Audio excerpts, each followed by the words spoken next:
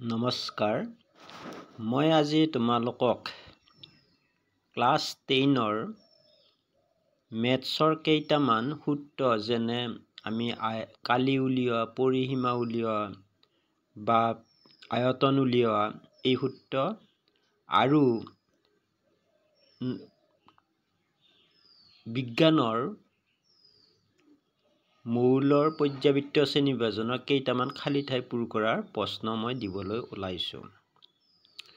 তোমালোকে এই প্ৰশ্নকেইটা ভালদৰে চাবা আৰু এই সূত্ৰকেইটা মুখস্থ ৰাখিবা। এই সূত্ৰকেইটা যদি মুখস্থ ৰাখা তেতিয়াহ'লে 9ৰেই হওক বা 10ৰেই হওক বা তাৰ আগৰ ক্লাছৰে হওক যিকোনো ক্লাছৰ ছাত্ৰ ছাত্ৰীয়ে এই সূত্ৰকেইটা মনত ৰাখিলে পৃষ্ঠকালি আয়তন উলিওৱা বা পৰিসীমা উলিওৱা এইবিলাক জানিব পাৰিব। এতিয়া মই প্ৰথম এই কেইটামান মই বিজ্ঞানৰ প্ৰশ্ন দি ল'ম। বিজ্ঞানৰ প্ৰশ্ন খালী ঠাই পূৰ কৰা মৌলৰ পৰ্যাবৃত্ত শ্ৰেণী বিভাজনৰ। ইয়াতে এতিয়া দিয়াই আছে মেগনেছিয়ামৰ আকাৰ ছডিয়ামতকৈ কি দিছে খালী ঠাই পূৰ কৰিব দিছে সৰু বুলি। বহিকোলত 4টা ইলেক্ট্ৰন থকা মৌলবোৰক বহিকোলত 4টা ইলেক্ট্ৰন থকা মৌলবোৰক এইটো ভুল হৈ আছে 8টা ইলেক্ট্ৰন থকা বহিকক্ষত 8টা ইলেক্ট্ৰন থকা মৌলবোৰক সম্ভ্ৰান্ত মৌল বোলে। 4টা নহয় 8টা হ'ব লাগে। বৰণ আৰু এলুমিনিয়ামৰ যোজক ইলেক্ট্ৰনৰ সংখ্যা একে, সেইবাবে ইহঁতক একে বৰ্গত ৰখা হৈছে।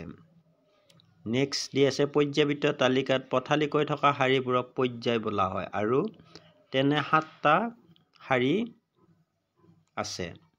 ছডিয়াম তৃতীয় পৰ্যায়ৰ আটাইতকৈ ডাঙৰ মৌল। ছডিয়াম মেগনেছিয়ামতকৈ বেছি বিদ্যুৎ ধনাত্মক, একে পৰ্যায়ত আছে। বৰ্গ এটাত মৌলবোৰৰ ধাতৱীয় ধৰ্ম ওপৰৰ পৰা তললৈ ক্ৰমে বৃদ্ধি পায়। অধাতুবোৰে আম্লিক অক্সাইড আৰু ধাতুবোৰে ক্ষাৰকীয় অক্সাইড উৎপন্ন কৰে। চিলিকন এটা ধাতুকল্প কাৰণ ই ধাতু আৰু অধাতু দুয়োবিধ ধৰ্ম দেখুৱায়। ধাতুবোৰে ইলেক্ট্ৰন ত্যাগ কৰে যেতিয়া সিহঁতে ৰাসায়নিক বান্ধনিৰ অংশগ্ৰহণ কৰে। গতিকে ধাতুবোৰ সাধাৰণতে বিদ্যুৎ ধনাত্মক। বৰ্গ এটাত ওপৰৰ পৰা তললৈ মৌলবোৰৰ পাৰমাণৱিক ব্যাসাৰ্ধ ক্ৰমে বৃদ্ধি যায়। অক্সিজেন আৰু ছালফাৰ একেটা বৰ্গত আছে। হাইড্ৰজেনৰ যোজ্যতা 1। 17 নম্বৰ বৰ্গৰ মৌলবোৰক হেলোজেন বোলা হয়। প্ৰথম বৰ্গৰ মৌলবোৰক এলকালি ধাতু বোলা হয়। নিষ্ক্ৰিয় বা সম্ভ্ৰান্ত মৌলবোৰৰ যোজ্যতা 0। তাৰপিছত পৰ্যায় এটাত মৌলবোৰৰ ধাতৱীয় ধৰ্ম বাওঁফালৰ পৰা সোঁফাললৈ ক্ৰমে কমি যায়। আধুনিক পৰ্যাবৃত্ত তালিকাৰ মূল ভিত্তি পাৰমাণৱিক সংখ্যা। এইকেইটা মই বিজ্ঞানৰ প্ৰশ্ন দিলোঁ। ইয়াৰ পিছত মই নেক্সট কেইটামান সূত্ৰ দিম। এতিয়া আমি এই সূত্ৰকেইটা কি কৰা দৰকাৰ আমাৰ জনাটো দৰকাৰ। যেনে বৰ্গৰ কালি হ'ল বাহুৰ দিশ স্কুৱেৰ অৰ্থাৎ বাহু স্কুৱেৰ বুলি দিলেও হয়। আয়তৰ কালি দিশ পূৰণ প্ৰস্থ, সামান্তৰিকৰ কালি ভূমি পূৰণ উচ্চতা। তাৰপিছত আমাৰ নেক্সট ডে আছে ট্ৰেপেজিয়ামৰ কালি হাফ পূৰণ সমান্তৰাল বাহুযোৰৰ দীঘৰ সমষ্টি পূৰণ উচ্চতা।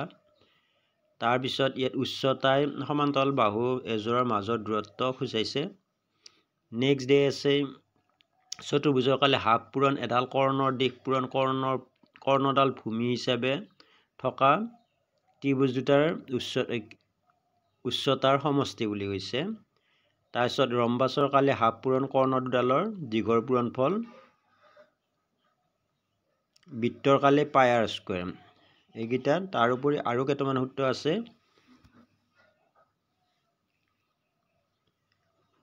এটা আয়তীয় ঘনৰ পৃষ্ঠকালি উলিয়াবলৈ 2 × LB + BH + HL। তাৰপিছত এটা ঘনকৰ পৃষ্ঠকালি 6a²। এটা চুঙাৰ বক্ৰ পৃষ্ঠকালি 2 π RH। এটা চুঙাৰ মুঠ পৃষ্ঠকালি 2 π r r + h। এটা শংকুৰ বক্ৰপৃষ্ঠকালি পাই আৰ এল, এটা লম্ব বৃত্তাকাৰ চুঙাৰ মুঠ পৃষ্ঠকালি pi r l plus pi r square বা pi r into l plus r. আৰ ব্যাসাৰ্ধৰ এটা গোলকৰ পৃষ্ঠকালি 4 পাই আৰ স্কুৱেৰ, এটা অৰ্ধগোলকৰ বক্ৰপৃষ্ঠকালি টুৱাইচ পাই আৰ স্কুৱেৰ, এটা অৰ্ধগোলকৰ মুঠ পৃষ্ঠকালি 28 পাই আৰ স্কুৱেৰ, এটা আয়তীয় ঘনকৰ আয়তন L into B into H, এটা ঘনকৰ আয়তন এ কিউব, এটা চুঙাৰ আয়তন পাই আৰ স্কুৱেৰ এইচ, এটা শংকুৰ আয়তন 1/3 পাই আৰ স্কুৱেৰ এইচ। পিছত আৰ ব্যাসাৰ্ধ এটা গোলকৰ আয়তন 4/3 পাই আৰ কিউব, অৰ্ধগোলক এটাৰ আয়তন 2/3 পাই আৰ কিউব। এই আমি সূত্ৰকেইটা মনত ৰখাটো আমাৰ দৰকাৰ। যদি আমি সূত্ৰকেইটা মনত ৰাখিব পাৰোঁ তেতিয়াহ'লে আমি পৃষ্ঠকালি আয়তন উলিওৱাত কি নহয়, অসুবিধা নহয়। গতিকে এই সূত্ৰকেইটা ভালদৰে চাবা বুলি আশা থাকিল। এইখিনিতে মই সামৰণি মাৰিছোঁ।